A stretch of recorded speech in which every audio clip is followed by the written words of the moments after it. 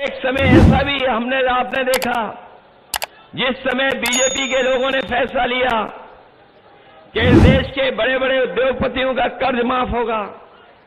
इन्होंने कर्ज माफ किया और जो हिसाब किताब लगाया है कर्ज माफी का, हमारे तमाम जागरूक लोग जानते होंगे कि पिछले 10 साल में भारतीय जनता पार्टी ने बड़े बड़े उद्योगपतियों का, बड़े बड़े कारोबारियों का, अपने मित्र मंडली का लगभग 25 लाख करोड़ रुपया माफ कर दिया बैंकों का।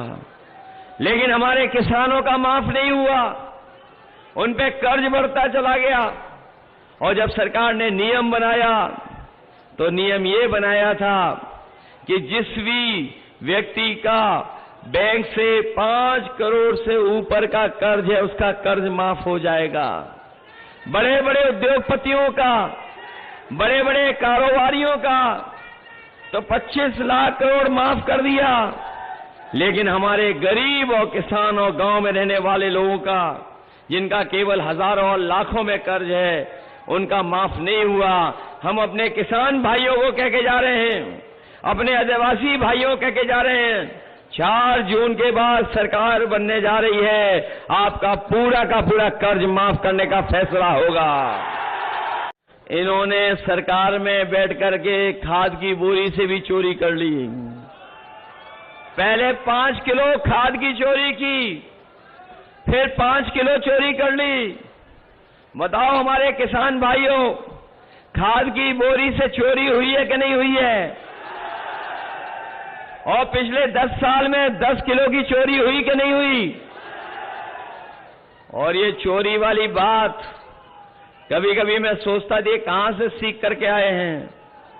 मुझे बाद में पता लगा ये बोरी की चोरी पार्ले जी बिस्किट पैकेट से सीखे हैं।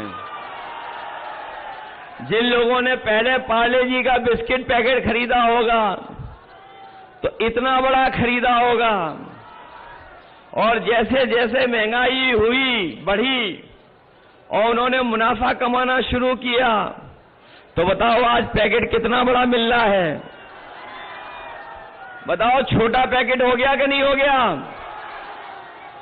5 बिस्किट का पैकेट हो गया कि नहीं हो गया? याद रखना, जिस तरीके से इन्होंने खाद की बोरी की चोरी की है, ये सरकार में बने रहे तो आपके बिस्किट पैकेट का जो 5 बिस्किट था 4 गायब हो जाएंगे, 1 बिस्किट का पैकेट मिलेगा आपको। इसलिए सावधान हो कि नहीं हो। न केवल इन्होंने महंगाई बढ़ाई खाद की बोरी की चोरी करके, बल्कि बताओ हर जरूरत की चीज महंगी हो गई कि नहीं है? ये वही सरकार वाले लोग हैं जो कहते थे न खाएंगे न खाने देंगे।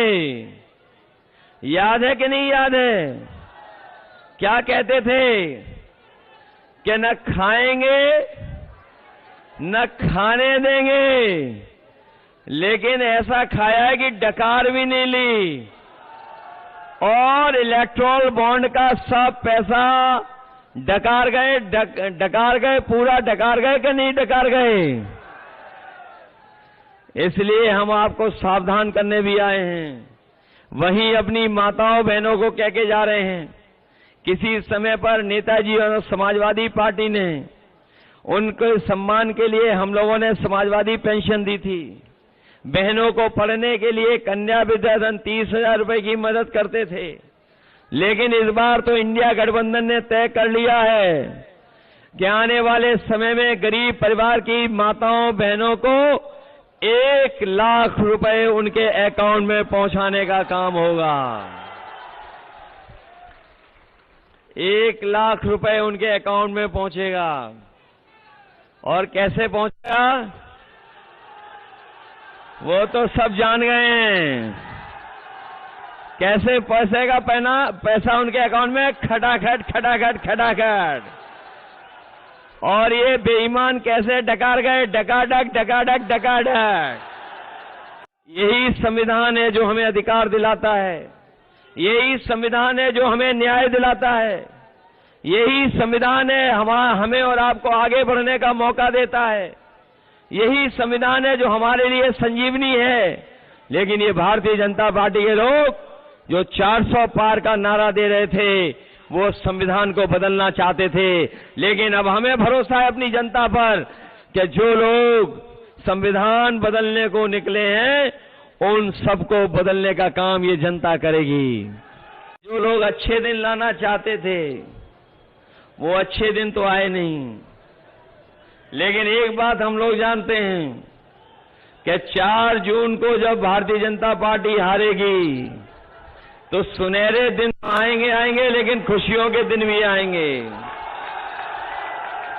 बताओ, देश के प्रधानमंत्री जी ने कसम खा करके मां गंगा को साफ करने का फैसला लिया था।